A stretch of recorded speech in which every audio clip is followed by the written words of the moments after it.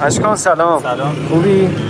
آقا دو تا مشکل قبلی حل شد ولی شاید باورت نشه یه مشکل دیگه پیدا کرد ماشینم. دیگه شده.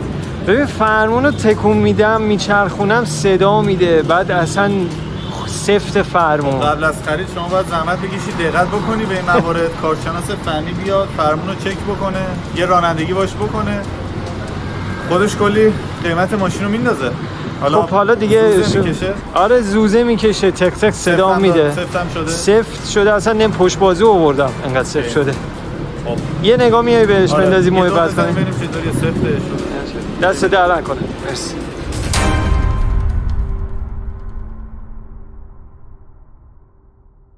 اشکان این فرمون تو بعضی وقتا تکون میدی من یه سری صداها توش میشنوم، اون برای چیه داستانش؟ این قضیه هم پیرو همون فیلم‌های قبلیمونه که راجع به نگهداری خودرو و انواع مایعات خودرو گفتیم. همونطور که همه مایعات باید تعویض بشن، روغن هیدرولیک هم همینطور باید اونم عوض بشه. این ماشین حدوداً 287,000 تا کار کرده. حالا اگه به کیلومتر هم نگاه نکنین از این قسمت فرمون، اگه بخوایم کارشناسی بکنیم این قسمت فرمون و از بین رفتگی‌ها، معلومه که این ماشین خیلی کار کرده.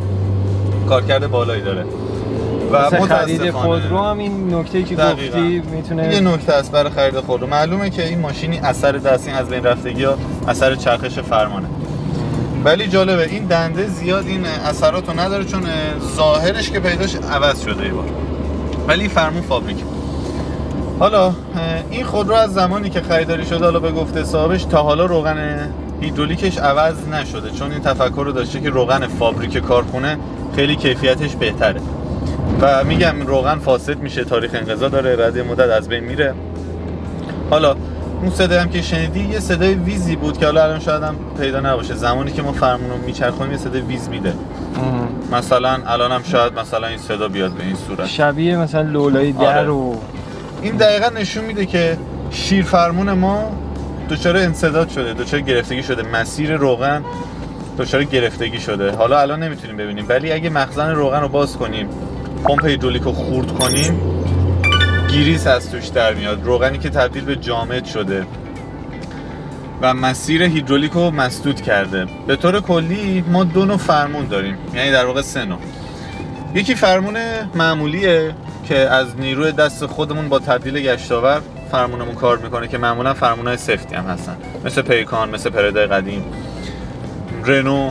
و بعد از اینکه تکنولوژی پیشرفت کرد فرمونای هیدرولیک برای ماشین اومد. دیگه فقط صرفا خود دست ما ماشین رو اینطوری چپ و راست نمیکنه، فشار هیدرولیکه که این کارو میکنه. دو تا جک هیدرولیکیه که میاد روی جعبه فرمون نصب میشه که نیروی هیدرولیک رو میگیره و این جک ها رو به طرف چپ و راست و جلو عقب حرکت میده و فقط کمک ما میکنه. در واقع دست ما هست، در واقع فقط یه کمک میکنه که ما راحت‌تر بتونیم فرمون رو جابجا کنیم. ولی این فرمون الان سفته، اون جک ها دچار آسیب دیدگی شدن و اون صدای تق تقی هم که میده به خاطر از بین رفتن بوش های سیلندر هیدرولیکی مونه. بوش از بین میره، اصلا یکی نشونه ایبیابیش همینه. فرمون رو یه تکون اینطوری بدیم، تق تق یه صدا میاد، تق تق تق، صدای ضرباتیه که به سیلندر هیدرولیکی میاد، به بوشش از بین رفته و این صدا رو ما میشنویم. همه این چیزایی که میگی برای تعویض نکردن روغن هیدرولیکه؟ همش نه، ولی اون صدای ویز ویزی که میاد و اون سفت شدن فرمونی که داریم علتش تعویض نکردن روغن هیدرولیکه.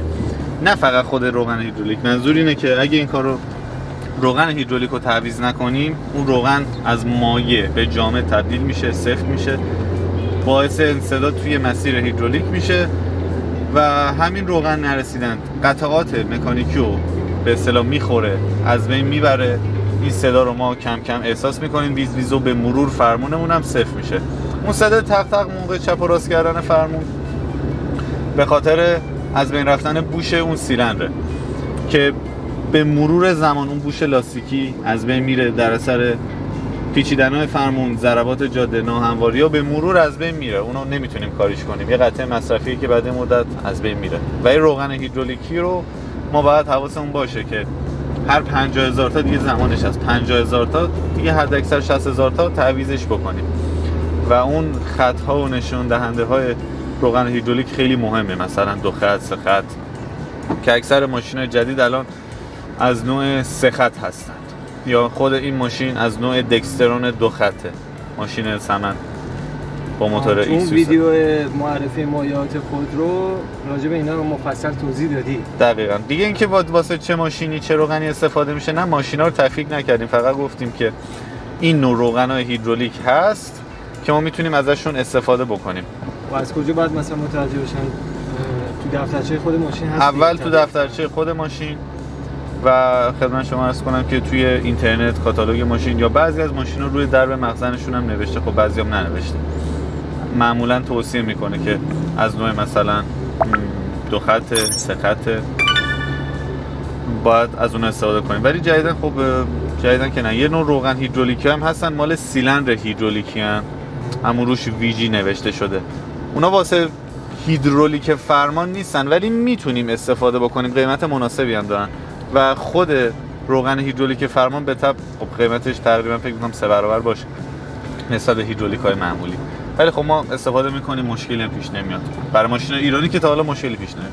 بعد اشکان اگر ما این روغن هیدرولیک رو به موقع عوض نکنیم، هزینه‌ای که حالا خدای نکرده بعداً مجبوریم بکنیم چند برابر هزینه تعویض؟ خیلی. الان مثلا یه عدد حدود بخوایم بگیم، مثلا یه روغن هیدرولیک و حالا گرونترین حالت مثلا بخوایم بگیم، یه روغن هیدرولیک اگه 200,000 تومان باشه 1 لیترش، ما یه 2 لیتر نیاز داریم، 400,000 تومان خود هیدرولیک و به عبارتی حالا 150,000 تومان هم اجرت تعویض روغن هیدرولیک که تموم میشه. ولی اگه این کارو نکنیم، الان این ماشین 2 میلیون تومان حداقل شیر برقی میخواد، میگم شیر برقی اصلا میگم شیر فرمون میخواد، که اگه حالا این فرمون برقی بود هزینه‌اش خیلی بیشتر هم میشد. خدمت شما عرض کنم که پمپ هیدرولیکش قطعا دچار آسیب دیدگی شده، حالا با توجه به چیزایی که ما میبینیم، چون فرمون میدیم یه صدا زوزه بدی از تو پمپ هیدرولیک میاد، یه بولبرینگ میخواد که معمولا خیلی کمتر کسی پیدا میشن که تعمیر بکنن سیستم هیدرولیکو، ولی خب به خاطر مهارت‌های پایینی که اکثر مثلا تعمیرکارا دارن و ترجیحشون به تعویضه. از طرفی حالا نظر شخصی خودم با تعویضه، چون ماشینی که مثل این 300,000 تا کار کرده و تقریبا پوسیده است، تعمیر معمولا جواب نمیده، چون اگه دست به تعمیر بزنیم به تبع باید خیلی از چیزای دیگه هم عوض کنیم و تعمیر کنیم، نهایتا میبینیم اون چیزی که دلمون خواسته نشده. ولی خب به تشخیص هیدرولیکار، کسی که تخصصی هیدرولیک کار میکنه بررسی کنه، متوجه میشه که تعمیر بهتر جواب میده یا تعویض. حالا هزینهش در کل، حالا تعمیر یا تعویض، حداقل هزینه‌ای که برای این داستان پیش میاد چقدره؟ حداقل هزینه 2 میلیون تا 2 میلیون و 700 800. الان همین چند وقت پیش بود که یه 405 رو شیرفرمون عوض کردیم، 2 میلیون و 500 شد. تازه اون مثلا با 500 تومان جمع میشه. آره تازه جلو بندیش هم 5 برابر. اگر یه روغن هیدرولیک رو عوض نکنیم بعدا ممکنه به مرور این هزینه رو دست ما میذاره، 5 برابر هزینه رو دست ما. دقیقاً اینطوریه و خیلی هم مثلا از اهمیته. شما تصور کن مثلا توی اتوبان، توی جاده فرمون دچار آسیب دیدگی بشه و دیگه فرمون عمل نکنه، خب مثلا خسارت‌های جانی و سنگین‌تره. خیلی اصلا می‌بینیم که به خاطر 2 لیتر روغن ماشین فرمونش از دست رفت، هیدرولیک از دست رفت و دچار حادثه‌های سنگین شدیم. احتمالاً تو این فیلمام دیدین دیگه، مثلا یه هواپیما سقوط میکنه میگن چی شد. این ایراد خیلی شایع است، میگن هیدرولیکش به مشکل خورد، هیدرولیک رو از دست دادیم، روغن هیدرولیک از دست رفت، هیدرولیک عمل نکرد، سیلندر یا جک هیدرولیکی باز نشد. تمام این سوانح هوایی هم به خاطر همین مایع هیدرولیکی که استفاده میشه.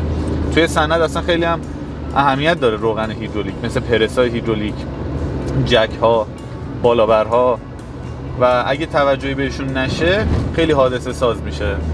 اینطوری پس مایع حیات بعد از آب هیدرولیکه، میتونیم بگیم. حتی ترمز خیلی از اهمیت تره، چون هیدرولیک اگه کار بیفته تا حدی ما میتونیم با قدرت دستمون ماشین رو مهار کنیم.